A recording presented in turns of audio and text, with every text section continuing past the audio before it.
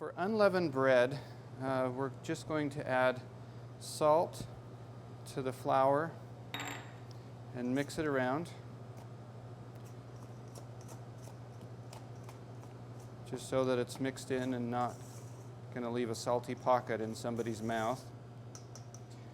And then we add water.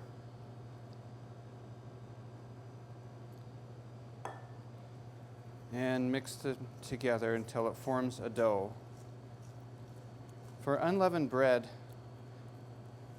we don't have to worry as much about gluten formation and any of that, but we want the dough to be soft so it's easy to work with.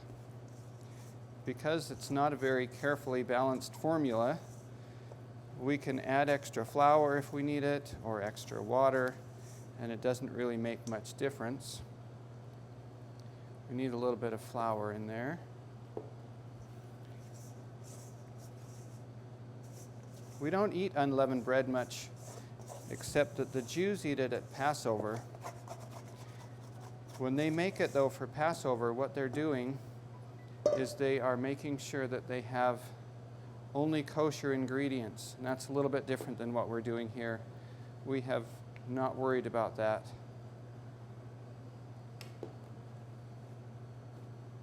To demonstrate this today. So you get the flour and the water mixed together, and just like we will need another bread, we knead the dough until it forms a smooth, uniform dough. So just use as much flour as you need to make sure that it's a uniform dough.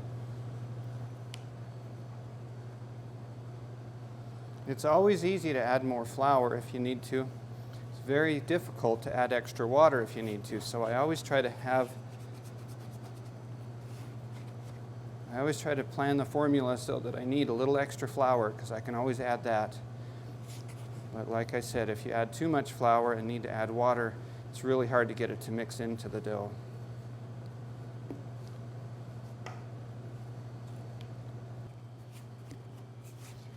Okay, so once you've got the dough that's fairly soft and fairly uniform and seems pretty well mixed together, we're just going to knead it lightly.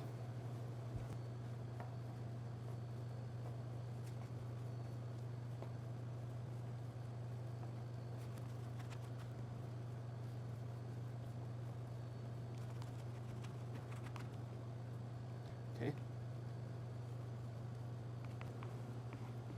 And that's all the kneading we have to do. Now we're just going to take some flour and dust it out on one part of the surface, and in the other part we're just going to divide the dough into equal pieces.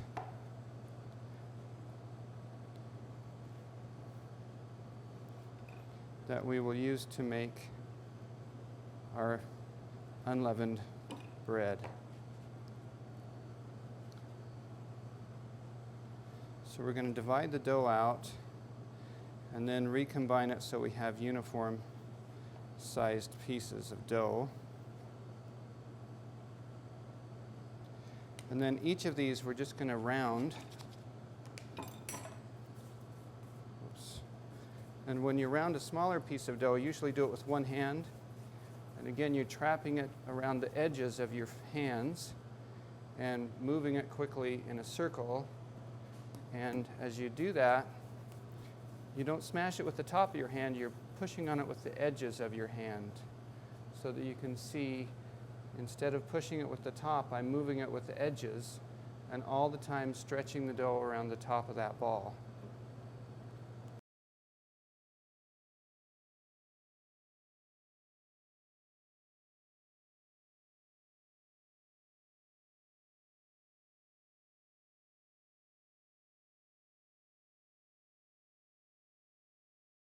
Okay, now we're going to take the dough one by one.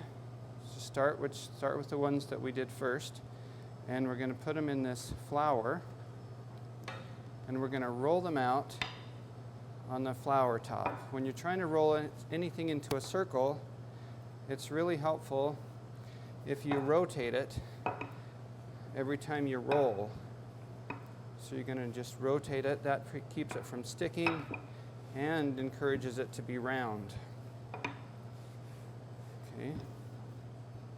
So once it's fairly thin like this, even thinner than 1/8 of an inch, we're just going to take it and dock it with a fork. This is to stop the steam from building up inside and creating a large pocket. Then we're just going to take that and put it onto a sheet pan, and it will be ready to bake. So we're just going to repeat that same procedure with each of these balls of dough.